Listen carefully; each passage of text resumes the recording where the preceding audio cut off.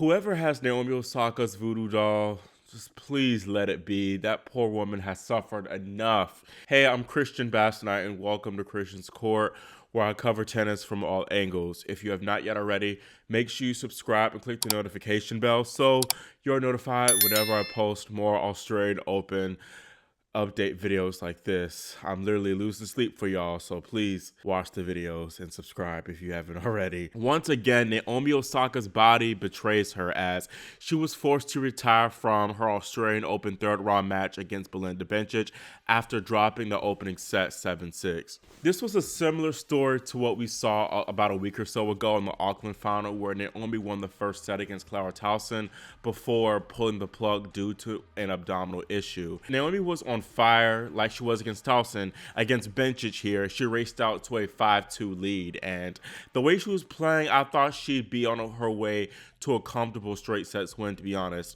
But I did notice that Naomi had a pretty odd service motion on her second serve throughout the set, and Bencic is too solid of a returner to let Osaka off the hook for weaker second serves. Bencic broke Osaka after Naomi held a 5-3 30 love advantage, and that's when I noticed that Naomi started to struggle a little bit more physically, and she looked visibly in pain and teary-eyed as well, and she called for the trainer at 6-5 in the first set before dropping it in a tiebreaker and calling it quits. I said this before, but it's just since this comeback from her maternity leave, it's been one step forward, two steps back for the Japanese woman, and I just hate this for Naomi. She simply can't catch a break. She's had brutal draws at the slams, and then now these injuries are an issue right when she's playing her best tennis of the entire comeback. It just sucks.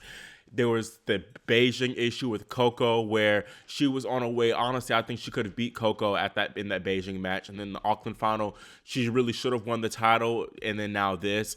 And it's three moments to where all three of those wins could have been big, like huge wins for her in this comeback and giving her even more confidence to where she could get back to honestly her peak level. She was not far off from the peak level. She once again played amazing tennis against Bencic, but these setbacks, man, it's making it harder, I feel, from her accomplishing what she wants to do, which is, like, again, get back to where she was before and ultimately win another slam. I don't know if these injuries should be a cause of concern, like a legitimate cause of concern that might prevent her from, winning a slam. I think Naomi simply didn't recover in time from Auckland, and likely she probably shouldn't have played the Australian Open. She probably should have just withdrew, but I know she probably wanted to play, and she re-aggravated the injury clearly, and it was a risk that she decided to take, and here it is what it is.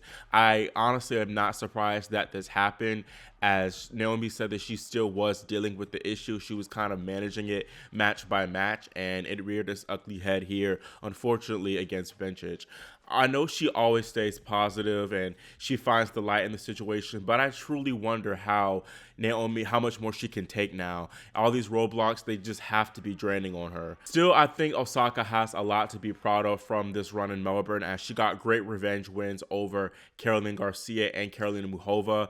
She still has not lost a completed match under Patrick Monaco either, so she is doing well. The main challenge is her body and remaining healthy, and I truly believe, and she proved this slam, that if she is healthy, I think she can win another major. Like Belinda Bencic said, get well soon, mama. Gotta give credit to Bencic. I think, unlike with the Tauson match, she would have pushed Naomi regardless of whether she picked up that injury, as she was playing very well, very good tennis too. Naomi was just playing exceptional, even better than her up until when she got injured. She got that good opening round win over Jelena Ostapenko, and to make a slam second week in your first slam since giving birth, returning from maternity leave, is quite something. The Swiss woman does have a tough test next when she faces third seed Coco Gauff, who improves to 8-0 in 2025 and 16-0 in sets after beating Leylah Fernandez 6-4, 6-2. This was Coco's best match of the tournament, clearly. It was a bit error-prone from her at first, as she did not cash in on. It was a bit error-prone at first from her, as she didn't seem on her P's and Q's at all, and her rhythm was off. It might have been due to, I guess, the little bit of a breeze that was out there on Margaret Court Arena. She also didn't cash in on her first 4 or 5 break chances, but once she finally broke on that fifth opportunity, she loosened up a lot more and played great tennis. The serve was the big moneymaker for Gauff against Fernandez, and it looked flawless up until 6-4-3 love, where she threw in a couple of double faults to concede the break, but she controlled it well in the end, and she finished with 5 aces to 4 double faults. And more notably, she won 89% of her first serve points, which is great. From the ground, she had 18 winners to 25 unforced errors, which isn't great or exceptional, but it's still relatively solid. Bottom line, I think Coco is getting better and better match by match, and that's a great sign. The serve will need to be on in this next match against Bencic, who loves to attack opponents' second serves. Belinda also hits flat consistently, which I think could spell a little bit more problems for Gauff, as she doesn't tend to enjoy those flatter hitters as much, to be honest. I can see this one being a tight one for real, especially with how well Belinda has been playing throughout this tournament. The head-to-head is tied at 1 apiece, and our last meeting was at the City Open, I believe, in the quarterfinals, which Gauff dominated 1 and 2, and I was actually at that match live watching this one. I would be very surprised if this match here in Melbourne mirrored that in terms of decisiveness, but I still think that Coco, with her recent experience and overall her fitness, I think will get her through in 2 tight sets. I'm seeing a 7-5, 6-4 type of scoreline for her. Meanwhile, top seed Aryna Sabalenka keeps her three-peat hopes alive with another tight straight sets win, this time beating Clara Tauson 7-6, 6-4. This was honestly a very bad match at first. The quality was low from both women as they were extremely error prone, and the first 7 games of the match were nothing but breaks of serves. I think there were 8 breaks of serve total in the first set alone, if I'm not mistaken. Tauson led in the opening set 5-3, but Sabalenka's experience aided her, and after 5 set points, she finally closed the opener in a tiebreaker. The second set definitely wasn't as topsy-turvy as Sabalenka. She broke first, and she had chances to go up a double break, but Tauson, giving credit to her, she maintained a high level to remain in touching distance, and the Dane was rewarded for her resilience when she broke Big Lenga to level it at 4-all, and she had 7 chances to consolidate the break, but the Belarusian proved exactly why she is the world number 1, as she saved all those game points and then to get the break, and then she saved 2 break points when trying to serve out the match, which she did. She served it out. It was a very impressive match, I believe, from Sabalenka. She looked in danger, to be honest, at first with how well Tauson was hitting and then how poorly she was playing for real. Sabalenka, I think, notably wasn't as smooth or business-like on her serve. Some of that, I think, was due to maybe the sun getting in her eyes. But I think overall, it was a smart serving performance from Sabalenka. She utilized the kick serve wide to Tauson's backhand, which troubled the Dane a lot. Now, I have noticed in the past few rounds that Sabalenka hasn't gone up and after her serve as much. Again, I don't know if that's the sun or it being a strategic thing or perhaps an injury, but that'll be something to watch for her next round when she faces against Mira Andreeva. Tauson showed that she has the potential to be a great player. It's just a matter of her remaining healthy for real. So hopefully she'll be able to continue this momentum from winning Auckland and now having a solid showing in Melbourne and do bigger things in 2025. And then Sabalenka, just a great effort from her to now keep her streak going of 22 consecutive sets won in Melbourne. Again, as I mentioned before, up next for Sabalenka is familiar foe Mira Andreeva, who beat Magdalena Frech 6-2, 1-6, 6-2. Sabalenka just won their Brisbane semifinal meeting at the top of the year, 3-2. I think she'll get through relatively comfortably, about like a 3-4 or 3-5 type of scoreline. The match of the day was undoubtedly between Dana Schneider and Donna Vekic. Vekic, the Croatian, came out on top of the 3-hour thriller, winning it 7-6, 6-7, 7-5. Schneider had a huge chance to take this match, leading it 5-3 in the decider, but she was clearly overcome by the nerves and really couldn't make a ball in the court from that point on. I feel bad for Princess D. It was a great chance for her to crack the top 10, I think, if she would have won. But it's good for Vekic, of course, that she won, especially with her coach, Pam Shriver, going through tough times right now with the LA wildfires and getting her car stolen, which had her major trophies inside of it. Up next for Vekic is Anastasia Pavlyuchenkova, who dominated the Qinwen Zheng Slayer, Laura Siegemund, 1-2. Like Vekic, Paula Badosa had an intense battle on her hands in the third round, eliminating last year's quarterfinalist and her former friend, Marta Kostyuk, 6-4, 4-6, 6-3. There was a lot of drama in this one as well, and Badosa felt the pressure, getting aggravated by her boyfriend, Stefano Tsitsipas, telling her to calm down. Still was a great match and effort from Badosa to get through that one, and she'll now play the winner of Jessica Pegula and Olga Danilovic, which is going on right now as I am recording this video. Now, talking about the men's action, it really honestly wasn't that much going on in terms of excitement or notable things. The surprise result actually was Novak Djokovic dominating Tomas Machac 6-1, 6-4, 6-4.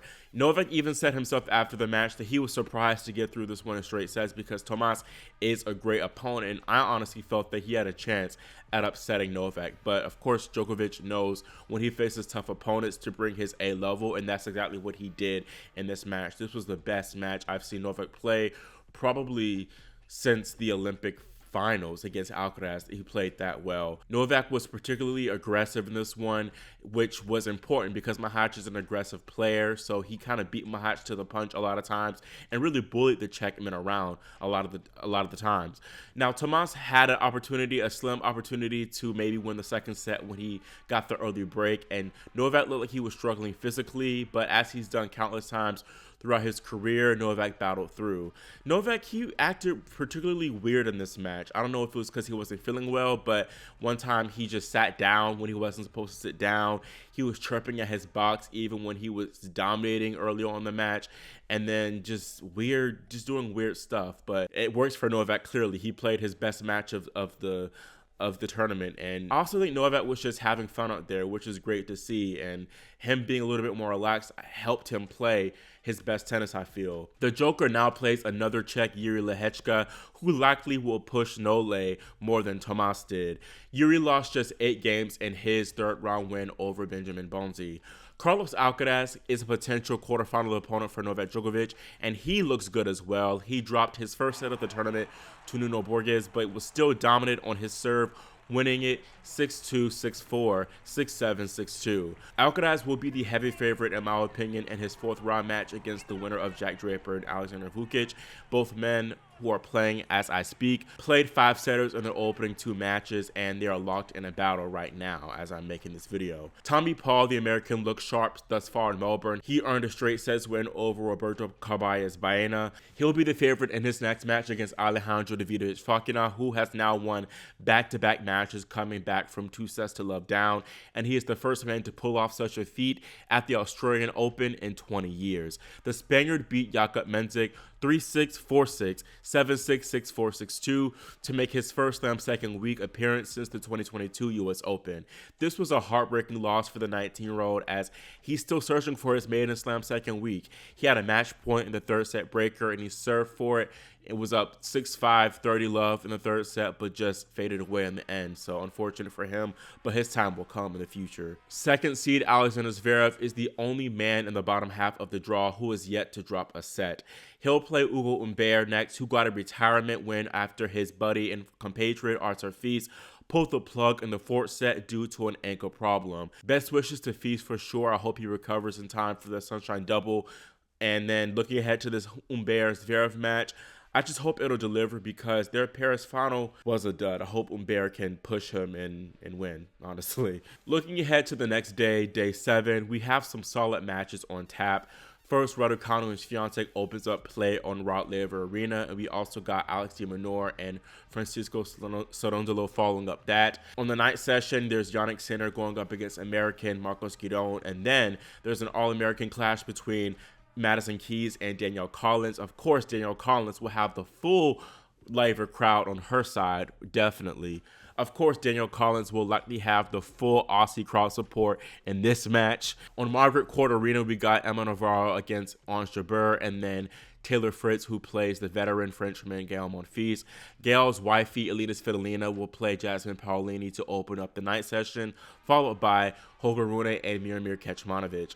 On the John Cain Arena, we have Karen Khachanov against 20-year-old American Alex Michelsen, then Rybakina versus Diana Yastremska, and then ending it on that arena court is Ben Shelton, who plays Lorenzo Musetti. Daria Kasatkina and Yulia Putintseva will play on Kia Arena, followed by Lerna Tien, who takes on fellow lefty Corentin Moutet. That is all I have for my Day 6 Aussie Open recap. Let me know your thoughts on all the results. And also, do you feel like Naomi Osaka will get some good juju coming her way and maybe win big soon? Or if these injuries are a sign that maybe her body just doesn't have what it takes right now to play at the level that she wants to play at. Also, who you got between that Coco and Bencic match?